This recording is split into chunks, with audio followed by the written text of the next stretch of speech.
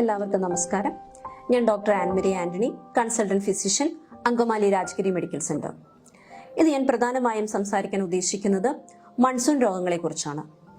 Monsoon രോഗങ്ങൾ പ്രധാനമായും 3 തരത്തിലാണ് ഇന്ന് നമുക്ക് കാണാൻ സാധിക്കുന്നത്. 1 വെള്ളത്തിൽ കൂടി പകരുന്നവ, 2 കൊതുക് വഴി പകരുന്നവ, 3 വായുവിൽ കൂടെ. വെള്ളത്തിൽ കൂടി പകരുന്ന പ്രധാനമായും രോഗങ്ങൾ ടൈഫോയിഡ്, ഹെപ്പറ്റൈറ്റിസ് എ, ഇ, മഞ്ഞപ്പിത്തം, കോളറ തുടങ്ങിയവയാണ്. ഈ രോഗത്തിന്റെ പ്രധാന ലക്ഷണങ്ങൾ പനി, ശക്തമായ തലവേദന, വയറിളക്കം, ഛർദി, നിർജ്ജലീകരണം അഥവാ സിവിയർ ഡീഹൈഡ്രേഷൻ തുടങ്ങിയവയാണ്. അതുപോലെ തന്നെ മലിനമായ ജലത്തിൽ കൂടി പകരുന്ന ഒന്നാണ് എലിപ്പനി. എലിപ്പനി പ്രധാനമായും നമ്മുടെ കാലുകളിൽ എന്തെങ്കിലും മുറിവുകൾ ഉണ്ടായാൽ ആ മുറിവുകൾ ഉള്ള കാല് വെച്ച് നാം വെള്ളത്തിൽ ചവിട്ടുകയും ചെയ്താൽ അതുവഴി എലിപ്പനി പകരുന്നതാണ്. എലിപ്പനിയുടെ പ്രധാന ലക്ഷണങ്ങൾ ശക്തമായ പനി, മസിൽ പെയിൻ, ബോഡി ഏക്ക്, അതുപോലെ തന്നെ കണ്ണിന്റെ സഫോക്കേഷൻ, ഇത് തുടങ്ങി ന്യൂമോണിയ, റീനൽ ഫെയിലർ വരെ ആകാവുന്നതാണ്.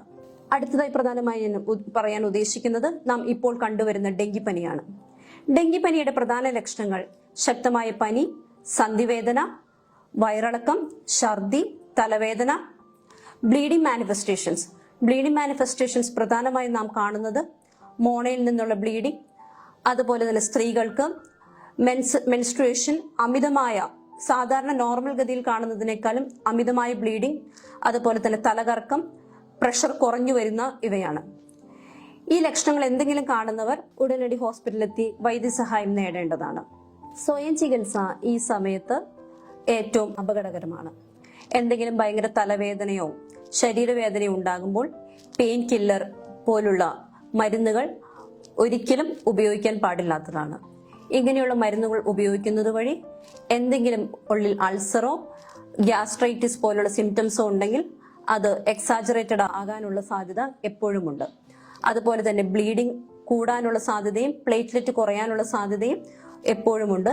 അതുകൊണ്ട് പെയിൻ കില്ലേഴ്സ് നിർബന്ധമായും നാം ഒഴിവാക്കേണ്ടതാണ്. എന്തെങ്കിലും മേൽപ്പറഞ്ഞ ലക്ഷണങ്ങൾ ഉണ്ടെങ്കിൽ അവർ ഉടനടി ഹോസ്പിറ്റലിലെത്തി നിർബന്ധമായും വൈദ്യസഹായം നേടേണ്ടതാണ്.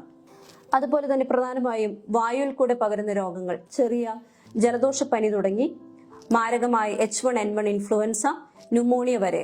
ചുമ 3-5 ദിവസത്തിലധികം കൂടുകയോ ചെയ്യുകയാണെങ്കിൽ എത്രയും പെട്ടെന്ന് ആശുപത്രിയിലെത്തേണ്ടതാണ്. ഇങ്ങനെയുള്ള രോഗങ്ങൾ തടയാൻ നമുക്ക് എന്തെല്ലാം ചെയ്യാൻ സാധിക്കും? പ്രധാനമായും തിളപ്പിച്ചാറ്റിയ വെള്ളം കുടിക്കാൻ എപ്പോഴും ശ്രദ്ധിക്കുക.